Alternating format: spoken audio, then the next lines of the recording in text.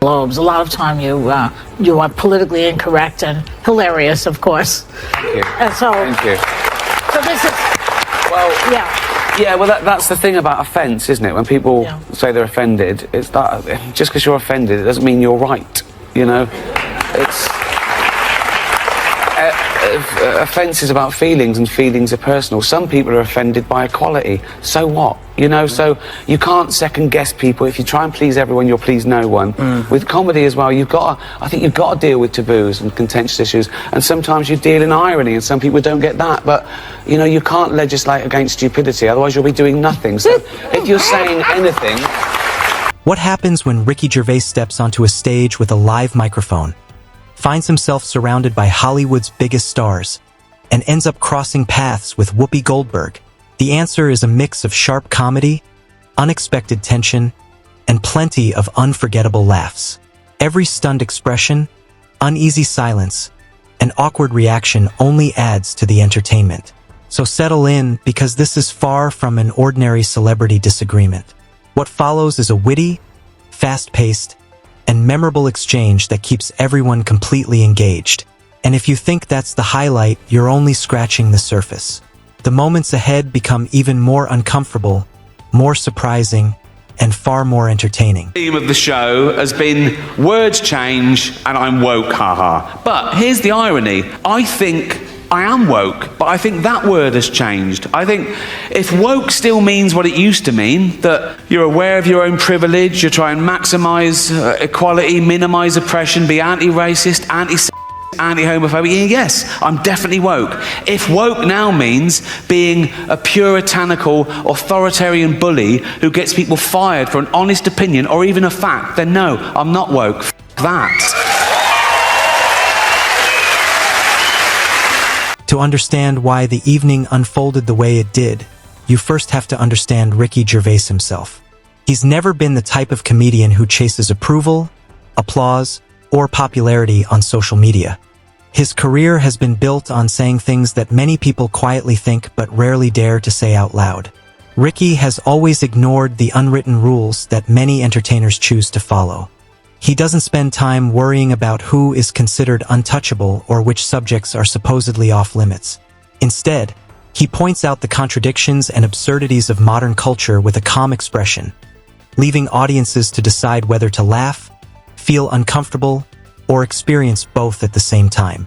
That's exactly why he remains so unpredictable whenever he steps in front of a crowd. I'm woke now and I can prove it. Here you go. I love illegal immigrants. Yeah, sue me now. Sometimes I go down to Dover for the day, right? And I look out, right? I look for a boat and I see a dinghy with about 60 of them and I go over here, like, right? And I pull them into shore, and I go, women and children first. They go, there are no women and children. Just you lads, is it? Just come on, lads. Come on, lads. If I go down there one day and there's no boat, I am absolutely... This is the same Ricky Gervais who walked onto the Golden Globe stage and left some of Hollywood's biggest celebrities visibly uncomfortable. Nothing appeared to be off limits. Major corporations were criticized, famous actors became the subject of jokes, and many of the entertainment industry's favorite narratives were openly challenged. While others arrived with carefully prepared speeches and polished remarks, Ricky relied on his signature combination of sarcasm, blunt honesty, and fearless humor.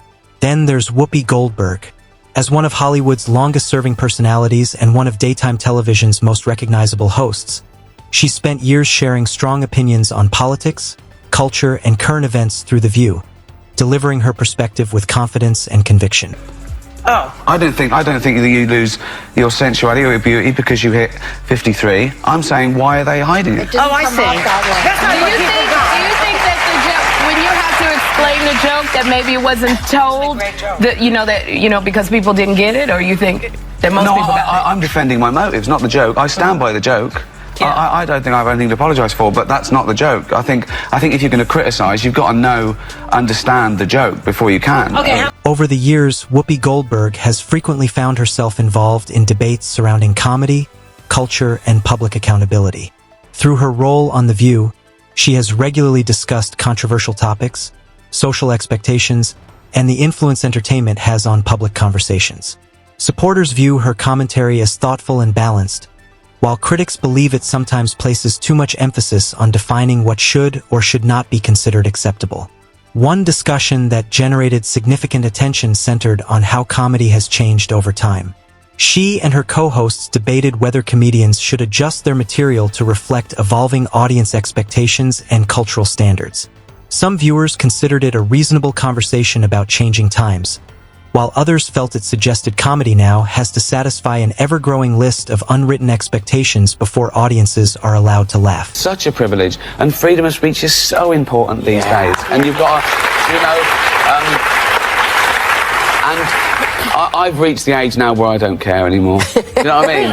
It's like, welcome aboard, what's the worst that can happen? Welcome aboard. I'm going to die soon. Yeah. So I'm offended. I'm going to die. So what? You know, so... You made enough money at this point. Exactly. Yeah. Yeah. You don't have to care. You know, I'm going to give that to animals anyway, just to see the look on my stupid family's face. Leave it all to animals. That's when the situation became even more interesting because placing Ricky Gervais in a room filled with Hollywood celebrities while handing him a live microphone rarely leads to a quiet discussion. It usually leads to complete unpredictability. Ricky has never been known for holding back, and this occasion was no exception. Before the audience had fully settled in, he launched into a string of sharp jokes that left people torn between laughing and feeling uncomfortable. It wasn't simply another celebrity roast. It felt as though he was challenging many of the entertainment industry's biggest assumptions through his trademark sarcasm and fearless wit. Whoopi did her best to remain composed, but the tension in the room was impossible to ignore. Around the audience, reactions were clearly divided. Some applauded enthusiastically, while others seemed uncertain about how to respond. To look back and it's a celebration. I talk about my mum and dad and who aren't with us anymore, and jokes about the mum and mum's funeral. You know, because that's what I think that's what humour's for. It gets us over bad stuff. So it's a sin to not to joke about all the bad things. That's a waste, because that's exactly what we should. At one stage, the atmosphere became so tense that it almost seemed as though someone wanted to disappear from the room entirely. Ricky, however, appeared perfectly comfortable. That has always been his trademark approach. No matter how controversial the subject becomes, he delivers every joke with the same calm expression and measured confidence. Each punchline landed with remarkable precision, making it obvious that he wasn't concerned about pleasing everyone present. Rather than resembling a traditional debate or exchange of opinions, the event felt more like a non-stop comedy performance, with jokes arriving so quickly that the audience barely had time to process one before the next appeared. And Ricky's focus extended well beyond Whoopi Goldberg. His broader target was celebrity culture itself, including public outrage, performative activism, and the never-ending cycle of online controversy.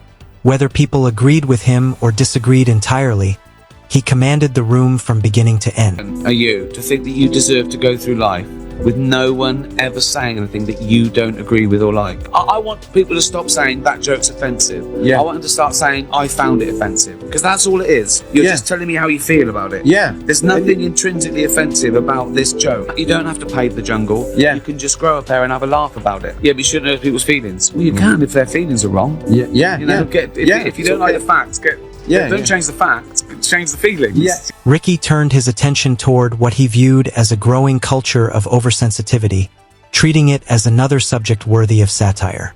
In his opinion, comedy has gradually become trapped in cycles of outrage, social media backlash, and endless online debates. Yet Ricky has consistently refused to play by those rules.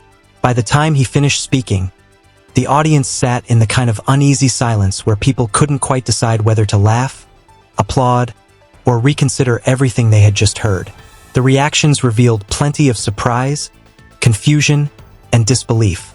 Whoopi attempted to answer with her usual confidence, but the balance of the moment seemed to remain in Ricky's favor. His calm delivery, sharp timing, and relaxed confidence made him difficult to challenge. Even after he left the stage, the conversation continued online, where clips spread rapidly across social media and sparked another wave of heated debate. Some viewers found the performance hilarious, while others considered it unnecessarily harsh. Ricky himself stayed characteristically quiet, offering no apology, lengthy explanation, or carefully crafted public statement. Instead, he allowed the jokes to speak for themselves, maintaining